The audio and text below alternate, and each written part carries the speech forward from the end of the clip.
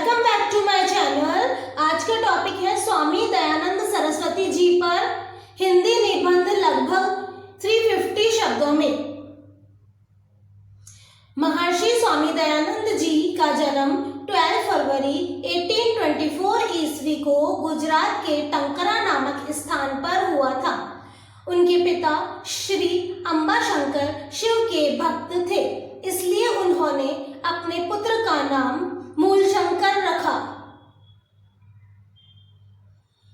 उनकी प्रारंभिक शिक्षा घर पर ही हुई थी।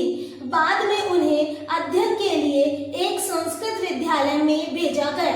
19 वर्ष की आयु में उन्होंने संस्कृत का ज्ञान प्राप्त कर लिया। उन्होंने चारों वेदों का अध्ययन किया। वे सत्य को ही आधार मानते थे।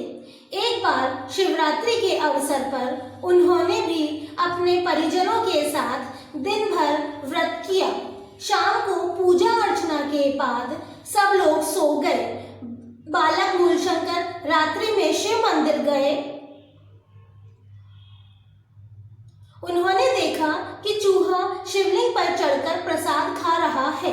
उनके मन में शंका हुई कि जो शिव संसार का जन्मदाता पालनहारा है, वह अपने ऊपर चढ़ाए प्रसाद को चूहे से बचाने में असमर्थ है।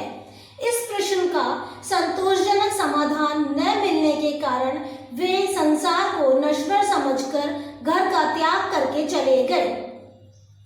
उन्होंने तीर्थों, आश्रमों और कई धर्मस्थलों की यात्रा की, लेकिन उनकी ज्ञान की अभिलाषा शांत नहीं हुई। वे स्थानों का भ्रमण करते हुए मथुरा में स्वामी व्रजानंद के आश्रम में गए। उनसे दीक्षा लेकर ज्ञान की अभिलाषा पूरी हुई और सारी गुत्थियां भी सुलझ गई।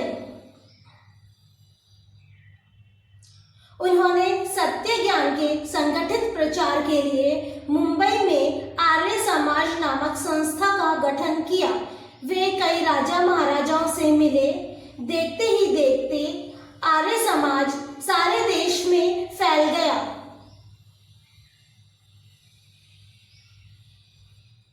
मूर्ति पूजा का विरोध, पाखंड खंडन, छुआछूत, दहेज प्रथा का विरोध, अनमेल विवाह का विरोध, दहेज प्रथा, कुरीतियों का विनाश, अंधविश्वासों आदि को समाज से हटाने के लिए उन्होंने काफी प्रयास किया। इनके प्रचार के लिए उन्होंने अभियान भी चलाया। जनता में स्वदेश प्रेम, स्वराज्य, राष्ट्रीयता की भावना जागृत की। स्त्री शिक्षा पर बल दिया। वे भारत में अंधविश्वास को मिटाना चाहते थे। वे अच्छा समाज बनाना चाहते थे।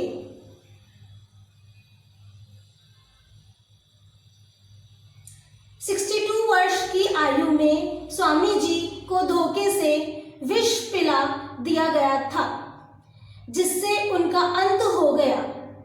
स्वामी दयानंद की शिक्षाएं सदैव सबके लिए अनुकरणीय रहेंगी।